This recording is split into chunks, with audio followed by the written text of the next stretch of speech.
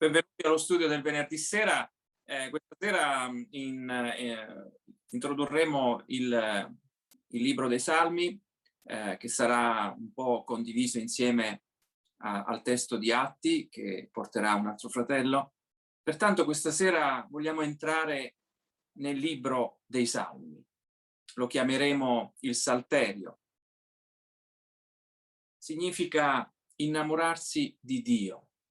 Costruire, come ogni relazione d'amore, un rapporto più profondo e più intimo con Lui. Il Salterio è una raccolta di 150 salmi.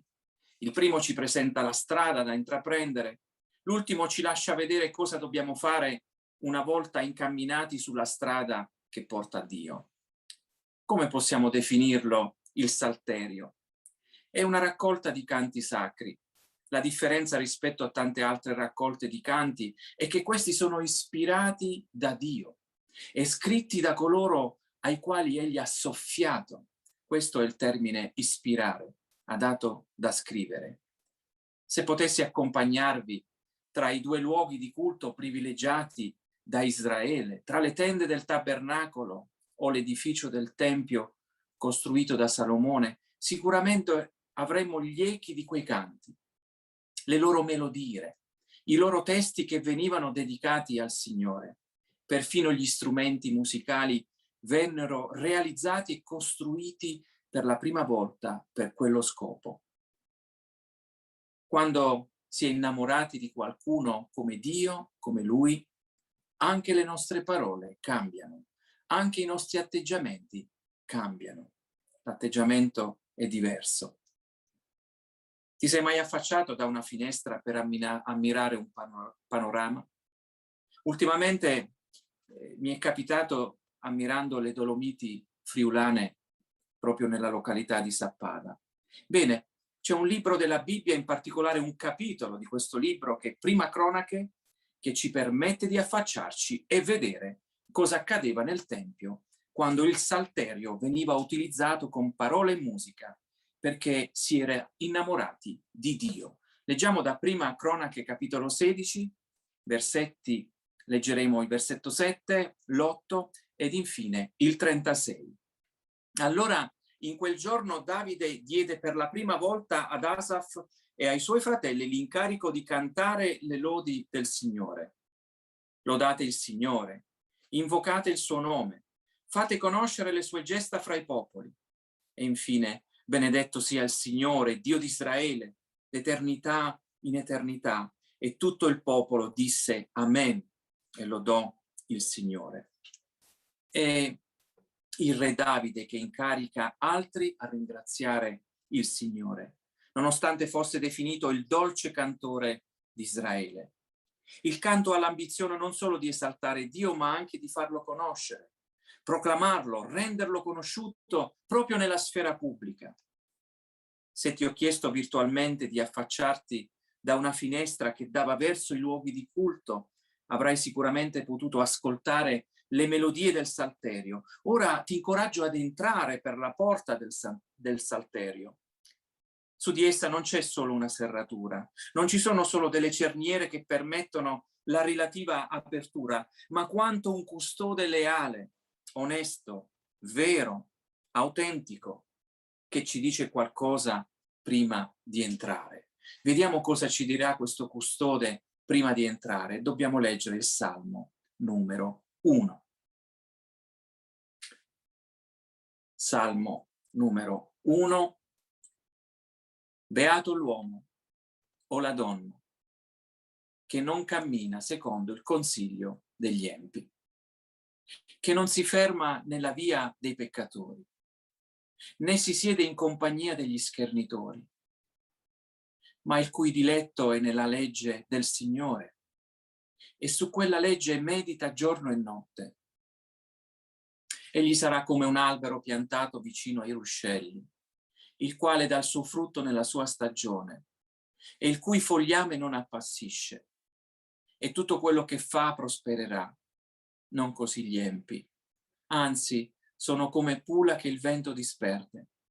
Perciò gli empi non reggeranno davanti al giudizio, né i peccatori nell'assemblea dei giusti, poiché il Signore conosce la via dei giusti, ma la via degli empi conduce alla rovina. Abbiamo un primo messaggio da questo custode del Salterio. Stasera vorrei dirti che prima di innamorarti o prima di innamorarsi bisogna fare una scelta.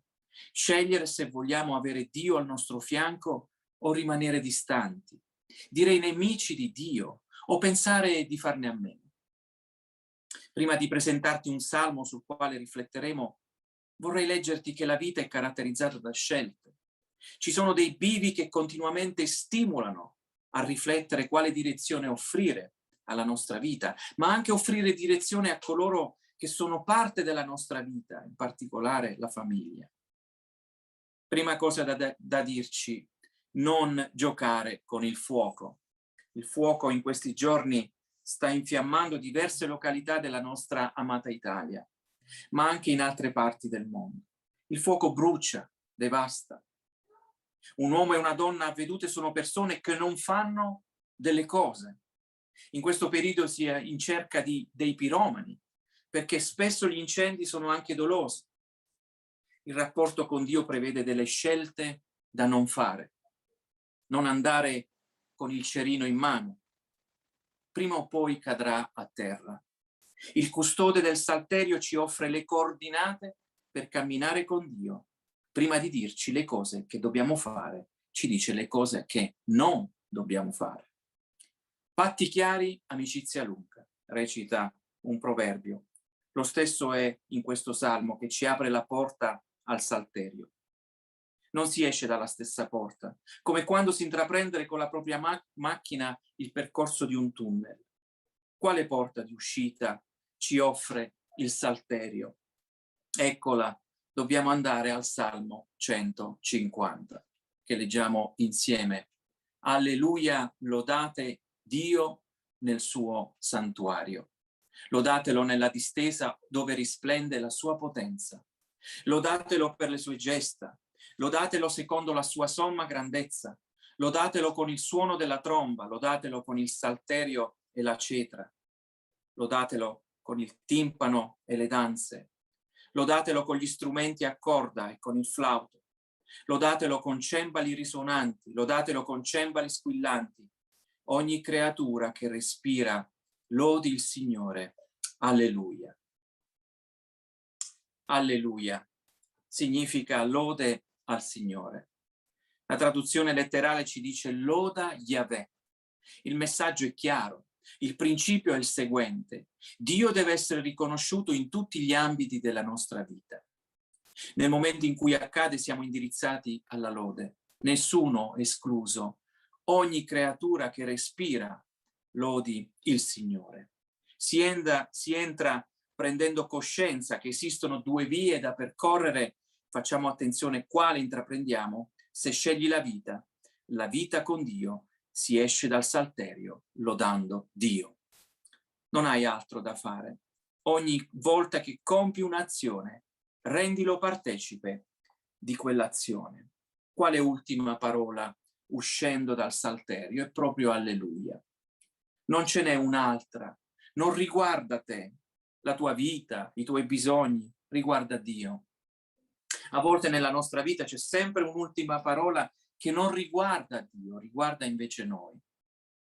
Nelle difficoltà che la sorella Eunice ci ha condiviso in questi ultimi mesi, in relazione alle condizioni di salute di suo padre, ho sempre trovato nelle sue comunicazioni, all'ultima parola dei suoi scritti, nelle news che ci condivideva per la preghiera, una parola che riguardasse Dio. Così è anche accaduto quando ci ha commossi l'altra sera con una buona notizia, le dimissioni del padre dall'ospedale. L'ultima parola delle nostre parole, lasciamola sempre per Dio.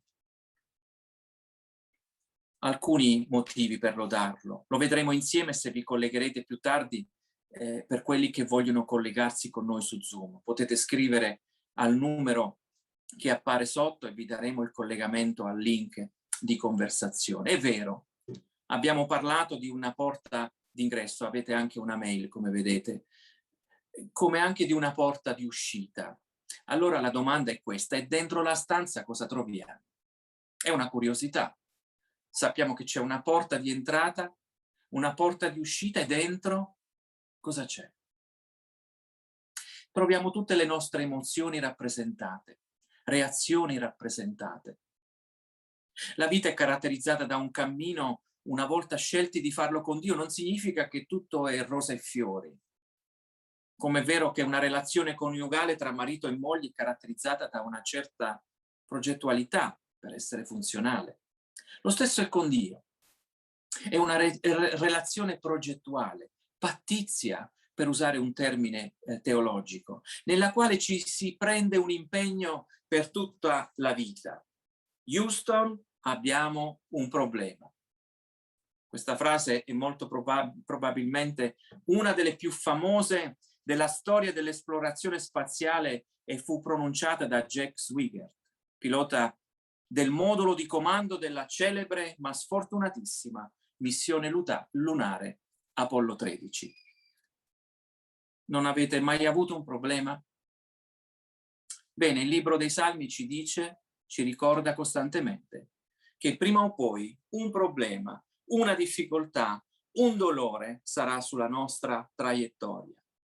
Come reagisci? Come reagirai? Come reagiremo? Si tratta di definire chi siamo e come vogliamo appropriarci delle promesse di Dio. Allora la domanda questa sera va al centro della nostra riflessione, la domanda è questa: sei mai stato innamorato? Sei mai stata innamorata? Se è così, allora dobbiamo leggere il Salmo 84 e qui svilupperemo qualche considerazione. Salmo 84. Oh, quanto sono amabili le tue dimore, Signore degli eserciti. L'anima mia langue e viene meno, sospirando i cortili del Signore. Il mio cuore e la mia carne mandano grida di gioia al Dio vivente. Anche il passero si trova una casa e la rondine un nido dove posare i suoi piccini. I tuoi altari, o Signore degli eserciti, Re mio e Dio mio. Beati quelli che abitano nella tua casa e ti lodano sempre. E qui c'è una pausa, come se ci fosse bisogno di sedimentare quello che si è cantato, si è ascoltato. E poi riprende: beati quelli che trovano in te la loro forza e hanno a cuore le vie del santuario. Quando attraversano la valle di Baca, essi la trasformano in luogo di fonti e la pioggia d'autunno la ricopre di benedizioni. Lungo il cammino aumenta la loro forza e compaiono infine davanti a Dio in Sion. O Signore, Dio degli eserciti, ascolta la mia preghiera, porgi orecchio, o Dio di Giacobbe. Un'altra pausa, un altro momento di riflessione. E poi conclude l'ultima parte: vedi, o Dio, nostro scudo, guarda il volto del tuo unto. Un giorno nei tuoi cortili vale più di 1000 altrove. Io preferirei stare sulla soglia della casa del mio Dio che abitare nelle tende degli empi. Perché Dio, il Signore, è sole e scudo. Il Signore concederà grazia e gloria. Egli non rifiuterà di far del bene a quelli che camminano rettamente. O Signore degli eserciti, beato l'uomo che confida in te. Prima domanda questa sera per uno innamorato. Da quali desideri sei animato? Cosa ti manca e che desideri? Il salmista aveva un interesse per il Tempio e per Dio. Ulteriore domanda che ci permette di esplorare la sezione centrale del Salmo. Quali sono i ricordi che ti fanno del bene? Se dovessi esplorare i tuoi ricordi, dove ti porta la mente? Il salmista ricorda di essere andato nel passato a Gerusalemme, che durante il cammino, il viaggio, in quel pellegrinaggio, aveva a cuore quel percorso, non vedeva l'ora di arrivare. Più si avvicina alla meta e più aumenta il desiderio ricevendo forza per arrivare alla meta. Innamorarsi significa contare i minuti, i passi, si sperimenta l'ansia di quell'incontro, aumenta il battito cardiaco, le emozioni a 1000.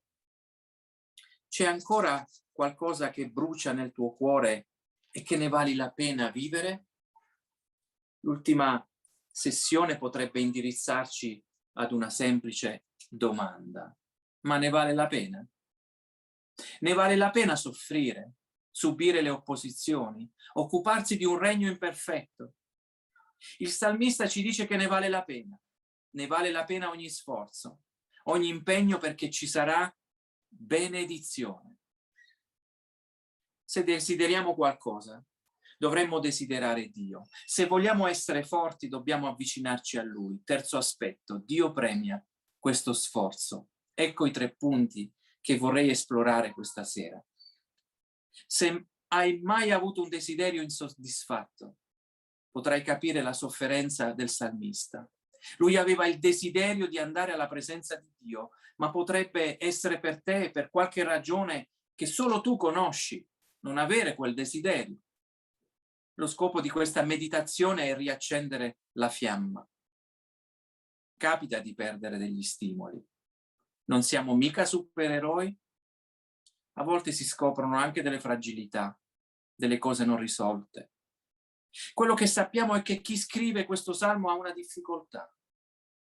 Non riesce ad andare alla presenza di Dio, che in quella circostanza significava andare a Gerusalemme. Una difficoltà si era interposta sul suo cammino, sul percorso che l'avrebbe portato proprio lì. Rileggo con voi versetti 2 e 3. L'anima mia langue e viene meno, sospirando i cortili del Signore. Il mio cuore e la mia carne mandano grida di gioia al Dio vivente. Anche il passero si trova una casa e la rondine un nido dove posare i suoi piccini. I tuoi altari, o Signore degli eserciti, Re mio e Dio mio. Anche il passero trova un rifugio, ma a me non è concesso. Probabilmente c'era un conflitto militare sul suo percorso che gli impediva di arrivare al Tempio. Quasi sviluppa una gelosia per questi uccelli che sono liberi di nidificare su qualche trave del Tempio. Loro possono superare quel conflitto. Volando possono arrivare a Gerusalemme. Nidificare significa rimanere in quei luoghi, generare uccellini. Come sono fortunati, privilegiati ad essere lì. Di solito le nostre gelosie derivano dal fatto che invidiamo le persone di cose che hanno e che non ci vengono concesse. Il salmista è geloso di non avere la libertà di andare dal Signore. È già un rimprovero per ciascuno di noi l'interesse, la passione, lo zelo che nutriva per essere davanti al Signore. Personalmente non mi sento così spinto a cercare Dio e ciò che avrebbe da dirmi. Siamo disposti a fare tanti viaggi, siamo disposti e spinti da tante passioni, ma abbiamo questo desiderio di cercare Dio, la sua dimora, magari partendo proprio dal mattino? È una sfida anche a rimuovere delle forme di routine, di abitudini, come se fossimo obbligati piuttosto a muoverci come delle persone innamorate. Le sue dimore sono ancora amabili? Sospiriamo davanti alla sua presenza? Se qualcuno ci impedisce di andare da lui, puoi sempre ricordare quando questo è stato possibile e hai potuto ricevere tutte le sue migliori garanzie e risposte. Anche se ci sono degli impedimenti, puoi sempre immaginare come sarebbe esserci. Versetto 5. Beati quelli che trovano in te la loro forza, che hanno a cuore le vie del santuario. Penso che sia necessario non fermarsi, arrestarsi, farsi afferrare e imprigionare dalle circostanze. Bisogna tentare di rompere quello sbarramento che ci impedisce di andare dal Signore. Le vie del santuario sono buone per noi, bisogna avere a cuore di percorrerle. Se la prima sezione del Salmo ci stimola a rivedere e riformulare i nostri desideri, quelli di essere con Dio, la seconda sezione ci ricorda le difficoltà del cammino. L'autore parla della valle di Baca, che significa la valle del pianto. Quella valle è solo una valle, non è tutto il viaggio. Significa che superando quello sbarramento, quella difficoltà, non perdendo la via del santuario, si prende di nuovo forza e vigore, perché conosciamo la meta. Avete mai fatto un viaggio che vi avrebbe portato verso la persona amata? Forse un periodo di separazione per motivi di lavoro, forse un incontro con i propri genitori dopo tanti mesi di separazione. Pensiamo per esempio a come questa pandemia abbia limitato tanti spostamenti e come per esempio siamo stati avvantaggiati dalla tecnologia. Posso garantirvi che gli ultimi chilometri di quel famoso viaggio, nonostante la stanchezza che incombe, sono quelli nei quali troviamo stimoli, sollecitazioni per arrivare alla meta. Vorrei leggere con voi il versetto 7.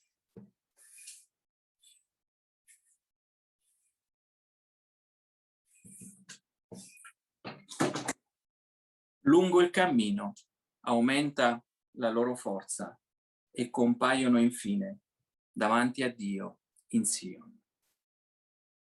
Lo ripeto, lungo il cammino aumenta la loro forza e compaiono infine davanti a Dio in Sion. Ecco cosa sperava il salmista.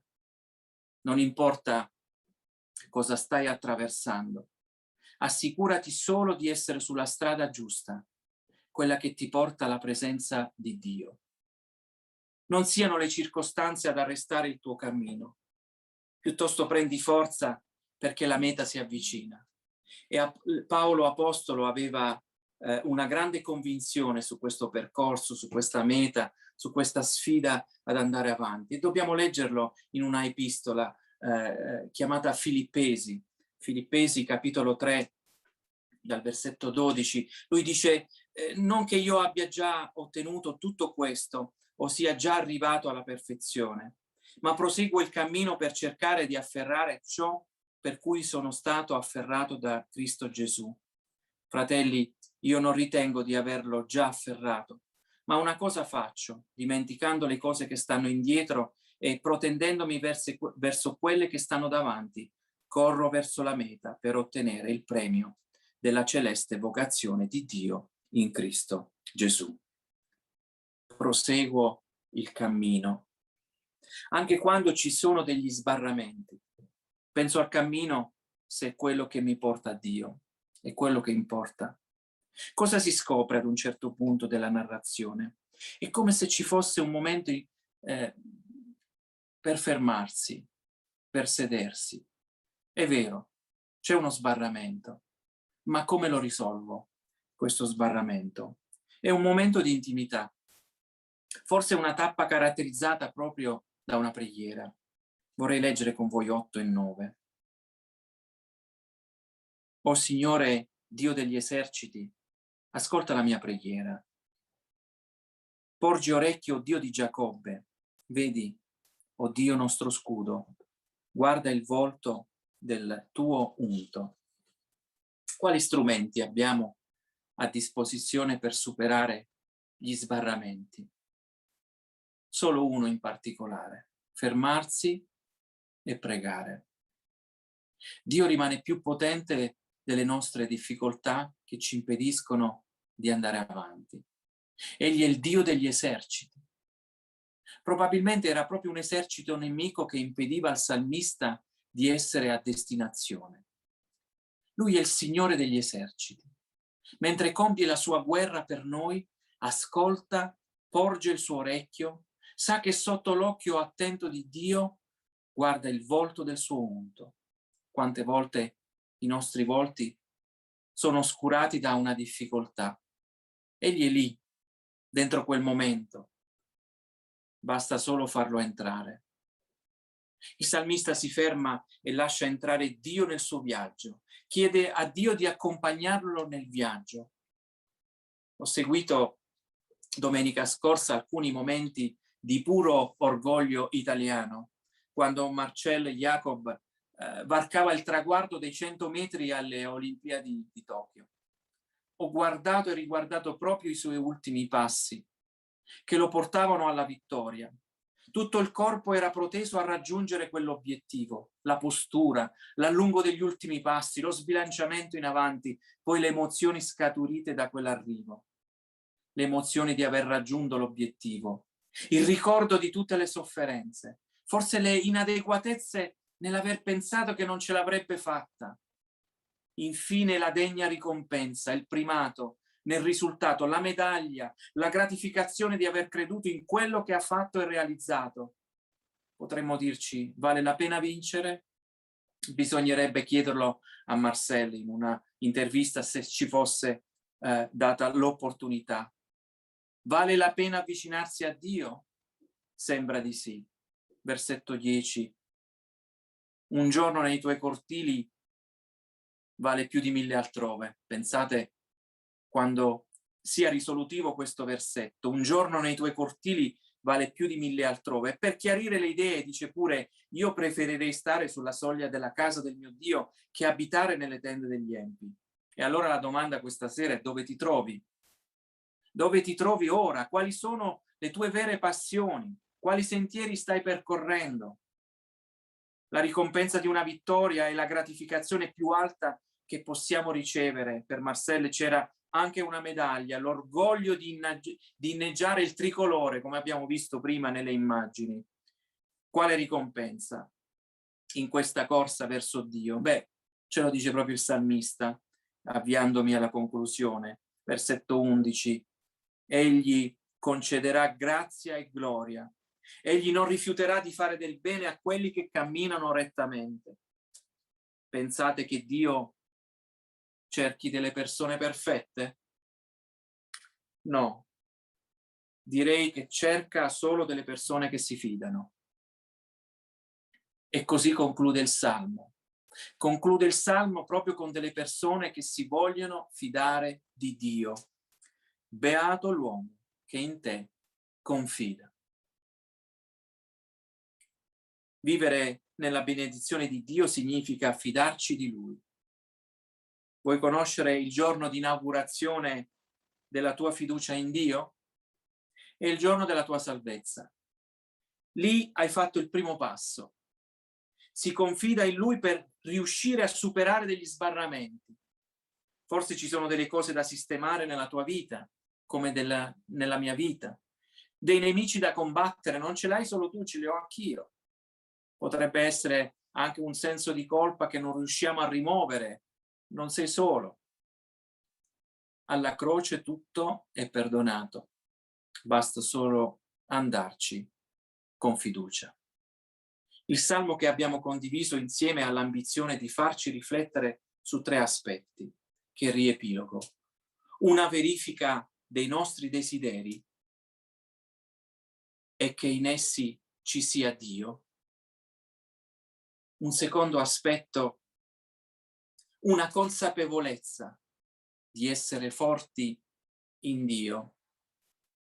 Infine, una certezza che Lui ricompensa coloro che arrivano al traguardo. Se è così, allora il Salmo 84 è per te.